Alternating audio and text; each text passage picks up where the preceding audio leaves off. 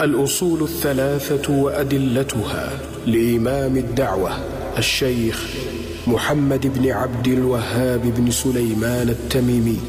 اعلم أرشدك الله لطاعته أن الحنيفية ملة إبراهيم، أن تعبد الله وحده مخلصا له الدين، وبذلك أمر الله جميع الناس وخلقهم لها، كما قال تعالى: وما خلقت الجن والإنس إلا ليعبدون.